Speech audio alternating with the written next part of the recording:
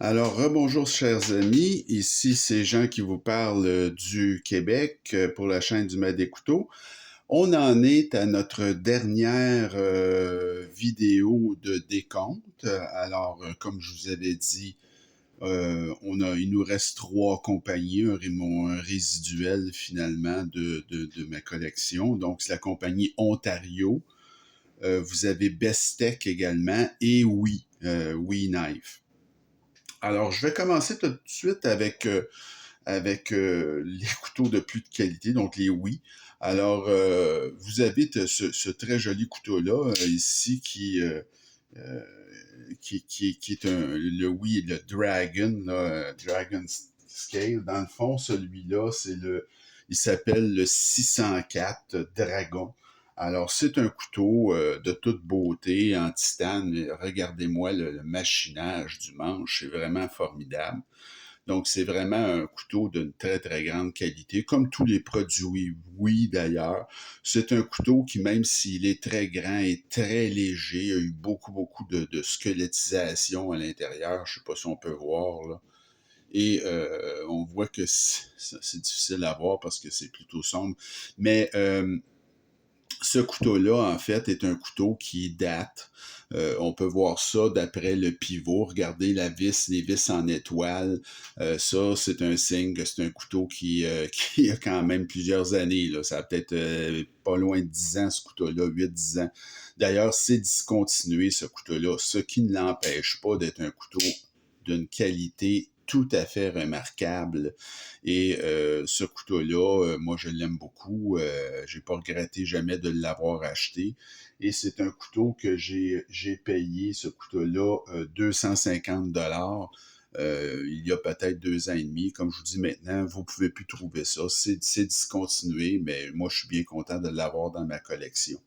Alors, les deux couteaux, oui, là, dans le fond, que j'ai, je mettrai pas, il y a pas un meilleur que l'autre. Celui-là ici, c'est le Yucha, c'est le 810E. Encore une fois, lui, c'est un couteau qui est toujours en vente, là, qui est vraiment un autre couteau formidable. Le manche est en arrondi avec du fibre de carbone véritable. C'est vraiment un superbe couteau qui lui aussi, malgré qu'il est très grand, celui-là aussi est très léger. Donc, on reconnaît le savoir-faire de Oui qui est tout à fait exceptionnel, mais évidemment, c'est des couteaux plus chers. Mais celui-là, comme vous pouvez voir ici, il avait comme écouté la critique qui leur disait d'utiliser, comme tout le monde, des pivots avec des clés Torx, des vis Torx. Hein. Alors, ils ont remédié à la situation et maintenant, c'est toujours des pivots comme ça ou des vis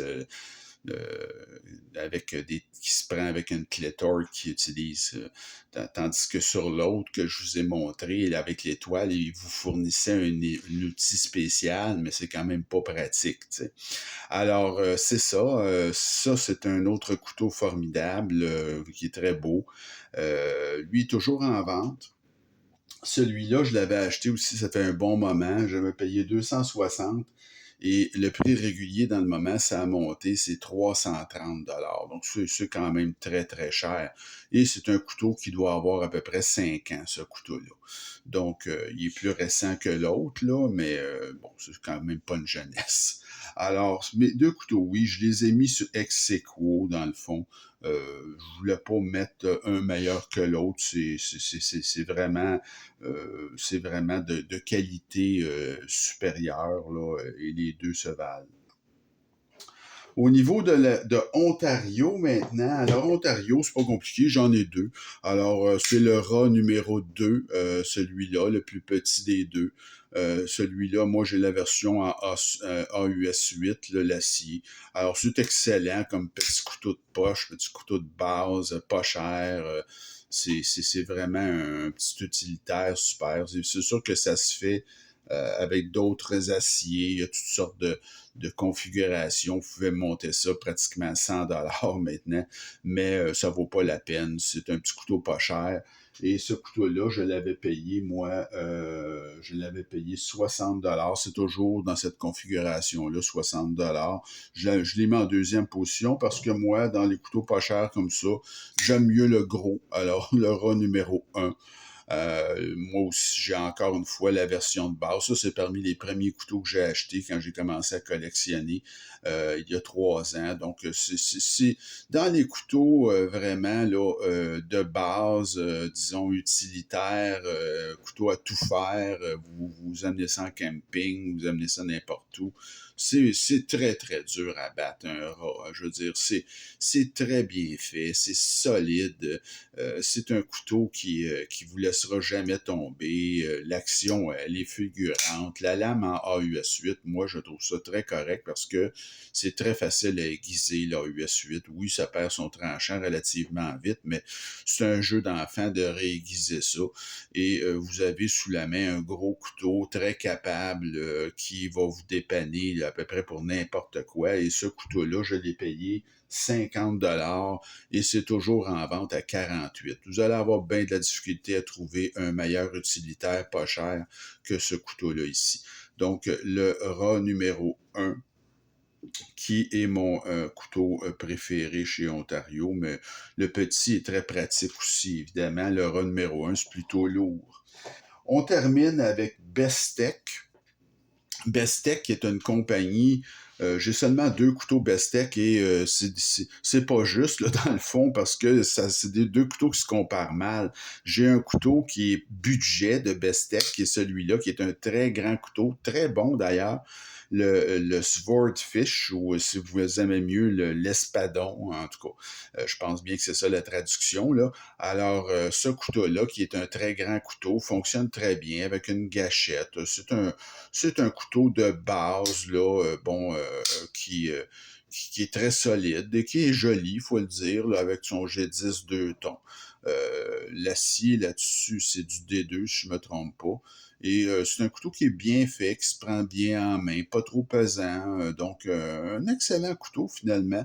Mais c'est un couteau budget que moi j'avais payé à l'époque, il y a peut-être 2 ans, je l'avais payé 63 $. Et ça se vend toujours ce prix-là. Vous l'avez dans différentes couleurs. Donc, le Bestech Swordfish. Alors, un excellent choix si vous voulez un couteau pleine grandeur. C'est vraiment très grand. C'est plus grand qu'un rat numéro 1, c'est juste pour vous dire. Et pas cher.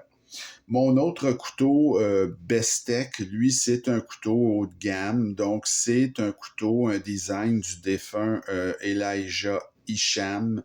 C'est le Reticulum. Donc, c'est un couteau très particulier. Hein? Elijah Isham était un designer qui avait un sens artistique et si vous voulez, un design là, très particulier. On reconnaît tout de suite les couteaux de Isham.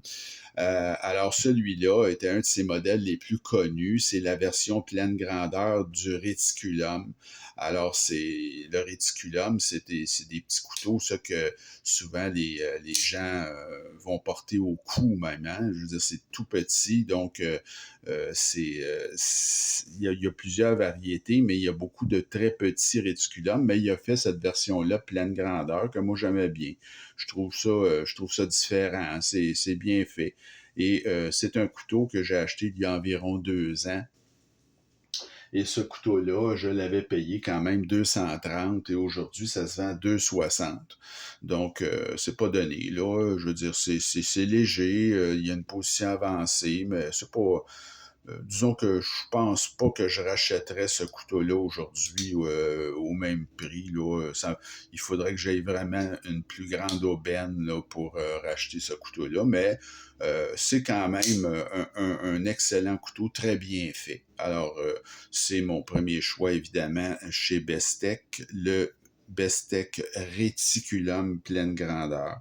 Alors, ça fait le tour là, vraiment pour cette série là, de décomptes. Bon, alors là, à partir de maintenant, on va passer pour la prochaine vidéo à une nouvelle formule. Ça va être des duels entre couteaux comparables. Et donc, je vous retrouve très bientôt là, pour débuter cette nouvelle série. J'espère que ça va vous plaire. Et il me reste à vous souhaiter une bonne fin de journée et on se retrouve très bientôt. Salut!